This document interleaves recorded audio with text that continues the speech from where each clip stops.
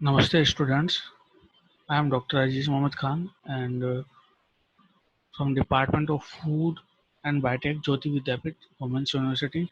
Today I am going to discuss the topic innate immunity in the subject immunotechnology.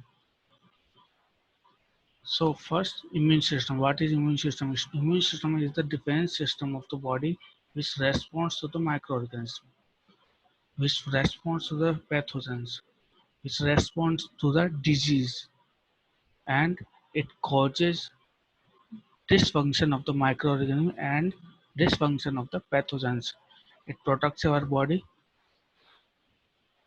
It protects our body from the invaders and it provides ideal environment for the human immunity. Immunity क्या है? Immunity is the power of a individual as their immune system. मतलब किसी भी individual का वो immune system की strongness बताती है कि उसकी इम्यूनिटी कितनी है. ठीक है. It is a capability of the body to resist harmful microbes from entering. और जब एंटर हो जाते हैं, ठीक है, पहले तो ये रजिस्ट करता है इम्यून सिस्टम कि कोई माइक्रो ऑर्गेनिज्म हमारी बॉडी में नहीं जा पाए. लेकिन जब कोई माइक्रो ऑर्गेनिज्म, कोई पैथोजन जब हमारी बॉडी में एंटर कर जाता है तो हमारा इम्यून सिस्टम उसको किल करता है. और इम्यूनिटी सेल्फ स्पेसिफिक और नॉन स्पेसिफिक दोनों टाइप के इम्यून रेस्पॉन्स जनरेट करती है. अब जो इम्यूनिटी है वो दो टाइप की होती है, इनेट इम्यूनिटी और अडेप्टिव इम्यूनिटी. इनेट इम्यूनिटी कौन सी होती है? जो हमें बाय बर्थ मिली है. ठीक है. और अडेप्टिव इम्यूनिटी कौन सी होती है? जब कोई पैथोजन हमारी बॉडी में एंटर कर जाता है उसके बाद में हमारी बॉडी रेस्पॉन्ड करती है, उसको हम बोलते हैं अडेप्टिव इम्यूनिटी.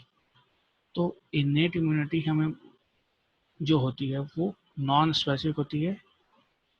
ठीक है, सबके लिए इक्वल होती है. लेकिन अडेप्टिव इम्यूनिटी स्पेसिफिक होती है, किसी पर्टिकुलर माइक्रोऑर्गेनिज्म के लिए स्पेसिफिक होती है.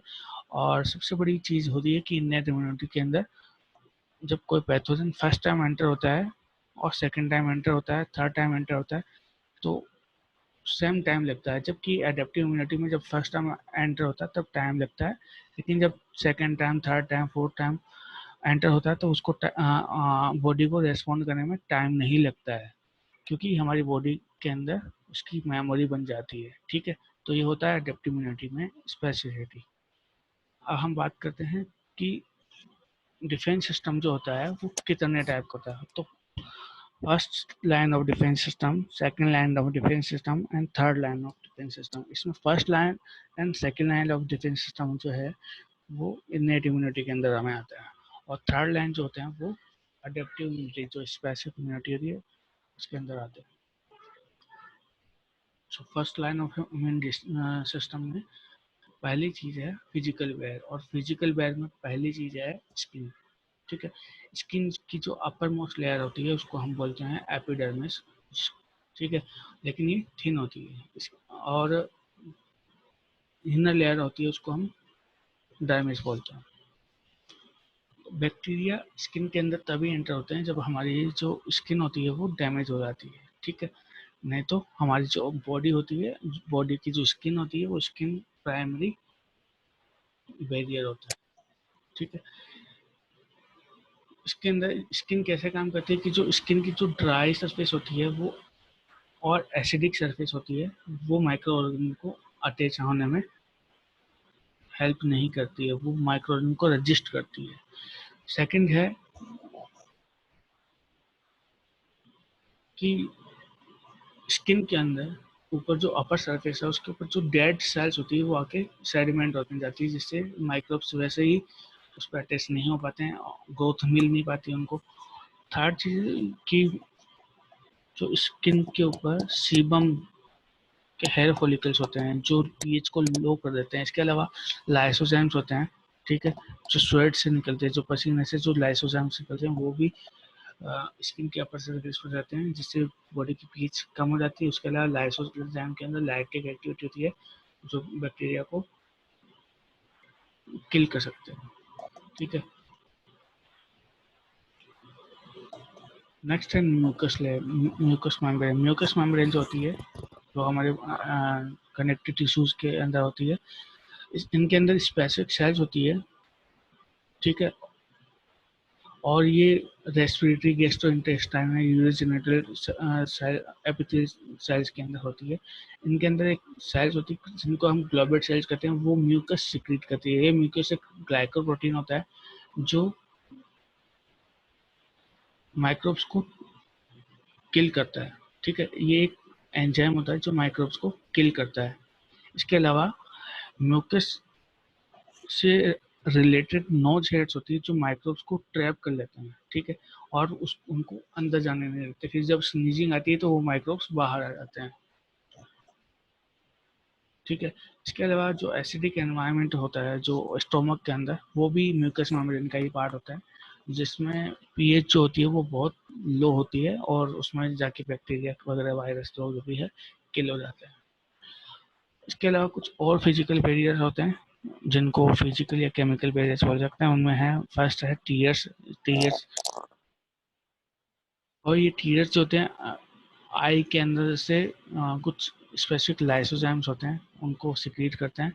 ठीक है, वो लाइसोजाइम के अंदर प्रॉपर्टी होती है कि बैक्टीरिया, वायरस, जो भी माइक्रो ऑर्गेनिज्म होते हैं उनको किल कर सकते हैं। इसके अलावा यूरिन होते हैं। ये यूरिन जब इम्यून सिस्टम अपना काम कर देता है, ठीक है, जब बैक्टीरिया वगैरह को किल कर देता है, यूरिन सिस्टम जितने भी माइक्रोब्स जो किल हो चुके हैं उनको फ्लश आउट कर देता है। नेक्स्ट है सलाइवा। सलाइवा बॉडी के अंदर एनी टाइम, वो जो माउथ होता है उस माउथ को, मुंह को एनी टाइम वॉश करता रहता है। ठीक है, घूमता रहता है और वॉश करता रहता है, जिससे क्या है, माउथ सूखता नहीं है।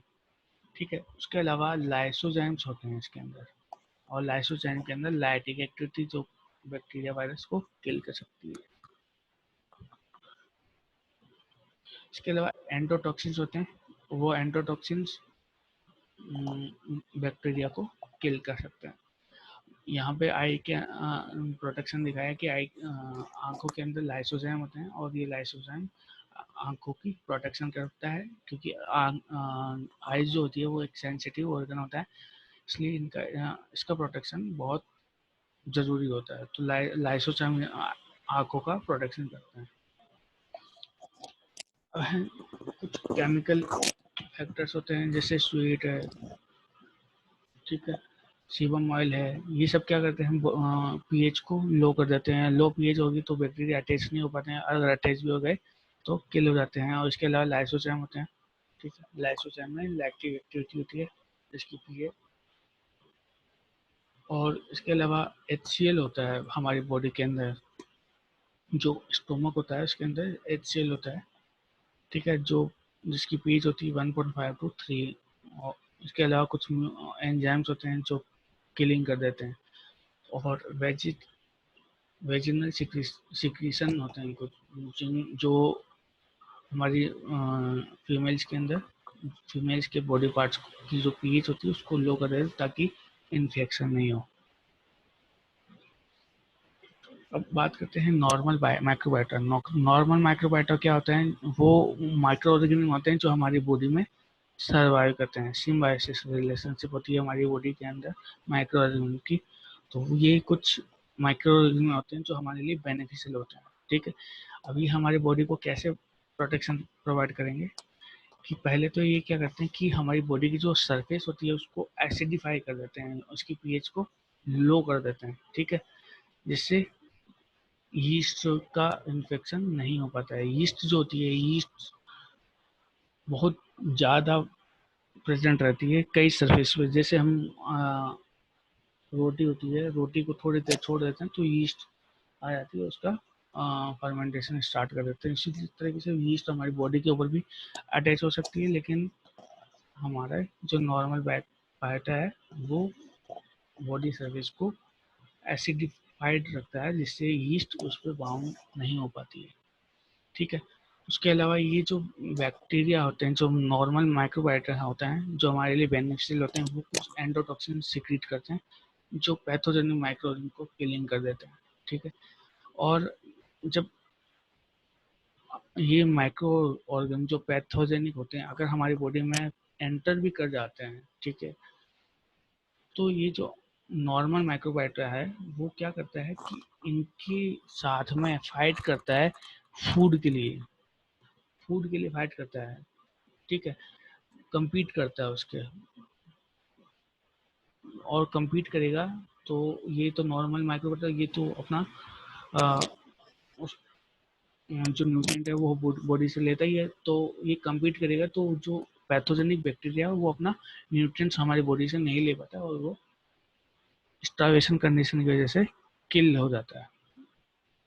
ठीक है, तो इसमें दिखाया गया था कि नॉर्मल माइक्रोबायोटा क्या काम करता है कि पहला कंपटीशन करता है, ठीक है, न्यूट्रिएंट के लिए compete करता है और हमारे बॉडी को एक पर्टिकुलर एनवायरनमेंट प्रोवाइड करता है जिससे पैथोजन हमारी बॉडी के ऊपर ग्रोथ नहीं हो सके। इसके अलावा ये अपॉर्चुनिटिक पैथोजेंस होते हैं, मतलब एक टाइम आता है तब ये पैथोजेनिक नेचर में आ जाते हैं। ठीक है, और कुछ ऐसे प्रोटीन सिक्रीट करते हैं जो पैथोजेनिक नेचर होते हैं, और ये पैथोजेनिक नेचर वाले प्रोटीन्स दूसरे माइक्रोब्स को हार्म करते हैं। यहाँ पे ये समरी दे रखी है, epidermis, skin, mucus membrane, saliva, hair, cilia, epiglottis, urine, vaginal secretion, defecation, vomiting, ये सारी चीज़ें इन्नेट इम्यून सिस्टम में आते हैं और इनको first line of defence system में कन्वर्ट करते हैं। अब नेक्स्ट टॉपिक हमारा है second line of defence system.